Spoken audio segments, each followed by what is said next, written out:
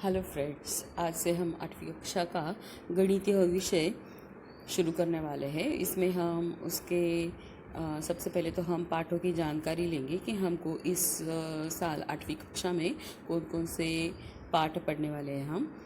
उसमें हम परिमेय तथा अपरिमेय संख्याएं, इसके बाद समांतर रेखा तथा तिर्यक रेखा, घातांक तथा घनमूल, त्रिभुज के शीर्षलंब तथा माध्यिका, विस्तार सूत्र, बैजिक राशियों के गुणनखंड, विचरण, चतुर्भुज की रचना तथा चतुर्भुजों के प्रकार, छूट और कमीशन, ये सब हम विभाग 1 में देखने वाले हैं। वैसे ही विभाग 2 में हम बहुपदों का भाजन, सांख्यिकी, एक चरांक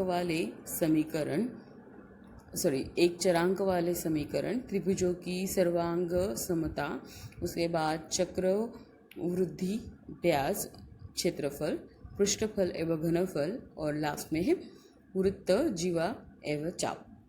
उसमें हम आज पहले पाठ को शुरुआत करने वाले हैं। पहला पाठ है परिमेय तथा अपरिमेय संख्याएं। परिमेय संख्या और अपरिमेय संख्या देखने से पहले सबसे पहले तो हम ये देखेंगे कि हमने अब तक क्या पढ़ा है। अब तक हम लोगों ने प्राकृत संख्या समूह देखा है, पूर्ण संख्या समूह देखा है, पूर्णांक संख्या समूह देखा है, और उसके बाद अभी हम परिमेय संख्या समूह भी हमने देख लिया है, मगर उसको हम एक बार रिवाइज करेंगे। प्राकृत संख्या मतलब क्या? तो प्राकृत संख्या समूह में 1, 2, 3 ऐसे जहाँ तक हम गिनती कर सकते हैं उससे भी आगे वो अंक आते हैं। पूर्ण संख्या समूह में उसी में सिर्फ शून्य अगर हम ऐड कर देते हैं, लगा देते हैं उसमें, तो वो पूर्ण संख्या समूह में आता है। वैसे ही पूर्णांक संख्या समूह में हमने पिछले साल पढ़ा है धन और ऋण संख्या है, वो सारी पूर्णांक संख्या समूह में आते हैं। उसके साथ साथ शून्य भी आता है। मतलब यहाँ पे फॉर एग्जांपल दिया है -4, -3, -2, -1, 0, 1, 2, 3, और वो जहाँ तक हम गिन सकते हैं आदि वहाँ तक। वैसे ही परिमेय संख्या समूह में अगर हम यहाँ देखते हैं तो यहाँ हमको दिखाई देता है कि -25 बटा 3, 10 बटा -7, -4, 0, 3, 8, 32 बटा 3, 67 बटा 5, ये ऐसी संख्या है। इसका मतलब परिमेय संख्या मतलब क्या होता है? तो उसमें m/n इस स्वरूप वाली संख्याएं होती हैं। उन संख्याओं को हम परिमेय संख्या कहते हैं, और उसमें m और n ये दोनों पूर्णांक होते हैं, परंतु n ये शून्यतर संख्या होती है। मतलब n ये शून्य नहीं होगा। उसके बाद और हम ये भी बता सकते हैं कि अगर 2 परिमेय संख्या है तो उनके बीच में बहुत सारी परिमेय संख्या होती है, ऐसा हम बता सकते हैं। मतलब ये होता है, सच में होता है। और अभी आगे हम देखेंगे। ये सब हुआ रिवीजन। अब हम नया कुछ पढ़ेंगे। तो ये जो संख्याएं होती है, बहुत सारी संख्याएं होती है, तो वो संख्या किस तरह से हम दिखा सकते हैं, हमको कैसे पता चलेगा कि वहाँ पे कितनी सारी संख्याएं हैं? तो वो देखने के लिए हम संख्या रेखा पर परिमेय संख्या का निरूपण, मतलब हम वो संख्या रेखा पे वो संख्याएं परिमेय संख्या कैसे दर्शाते हैं वो देखेंगे। सबसे पहले तो हमको कुछ संख्याएं दी है। संख्या जैसे कि 7/3, 2, -2/3, ये संख्याएं हमको दिखानी है। तो सबसे पहले हम क्या करेंगे, हम एक संख्या रेखा लेते हैं। चलिए, हमको ये संख्या रेखाओं पे दिखाने, परिमेय संख्या रेखाओं पे दिखानी है। तो 2 तो हम आसानी से दिखा सकते हैं, मगर 7/3 -2/3 ये दोनों संख्याएं कैसे दिखाएंगे? तो सबसे पहले हम एक संख्या रेखा निकाल लेते हैं। संख्या रेखा पे 0 से शुरुआत करते हैं। 0 के बाद आएगा हमारा इधर 1, यहाँ पे हमारा 2, तो इसके बाद यहाँ पे -1, यहाँ पे -2, और ये नीचे अंक है 3, दोनों जगह पे कॉमन है।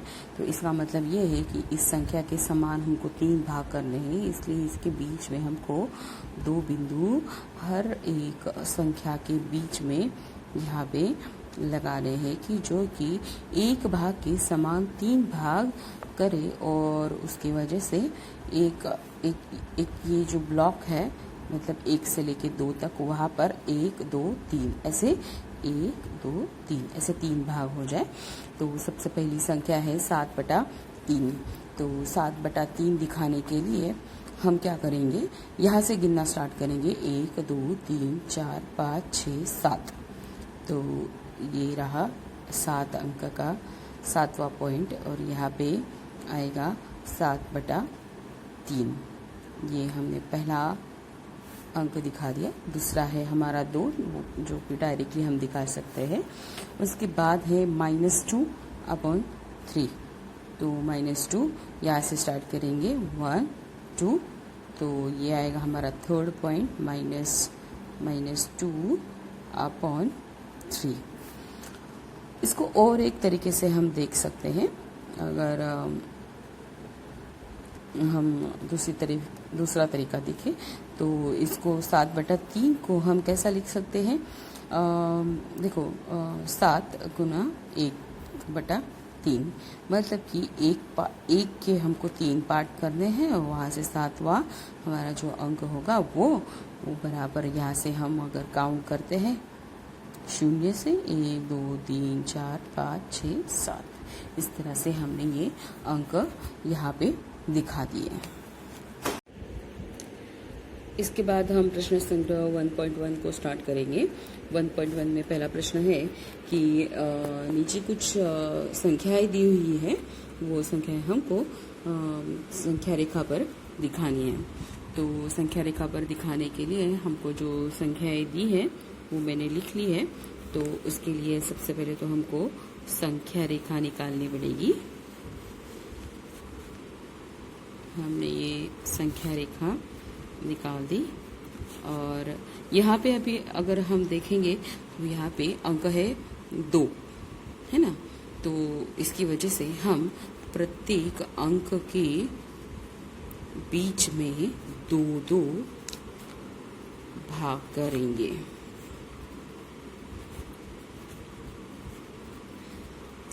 तो ये 1 और 2,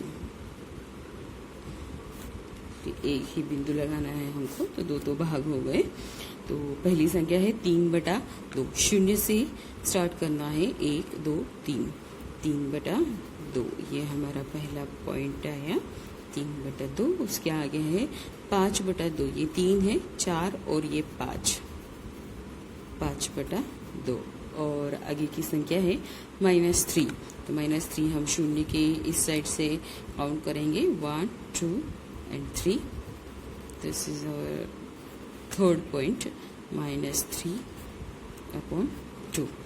Now अब और अगर हम दूसरी तरीके से देखें तो देखो, अगर ये संख्या लेते हैं हम 3/2, इसको हम किस तरह से लिख सकते हैं, इसको हम इस तरह से भी लिख सकते हैं, मतलब इस तरह से।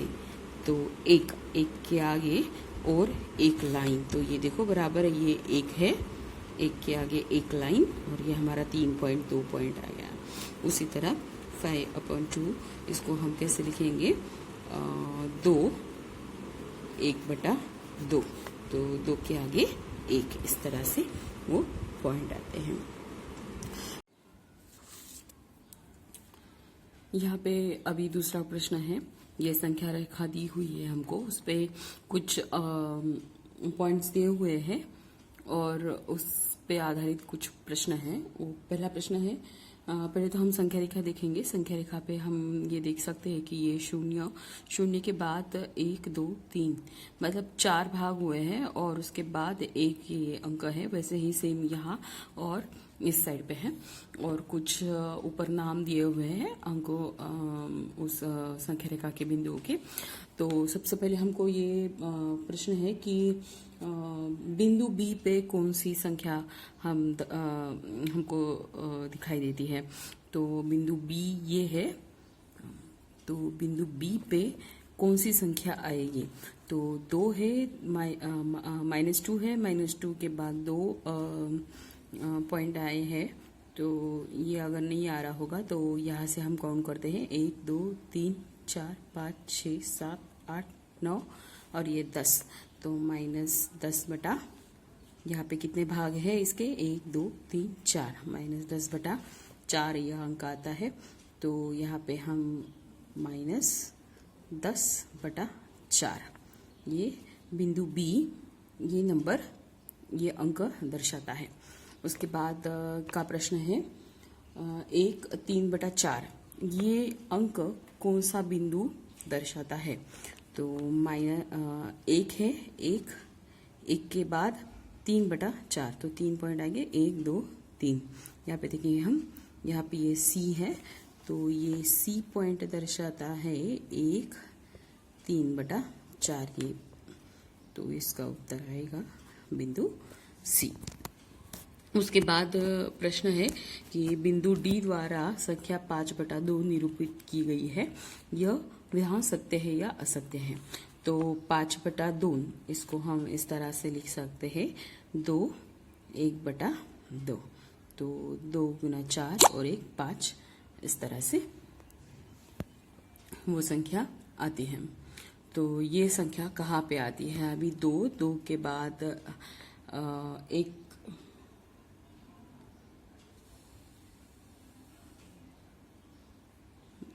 2 और 2 4, 2 गुना 2 4 और 1 5। तो यहाँ से हम काउंट करना स्टार्ट करेंगे 1 2 3 4 5।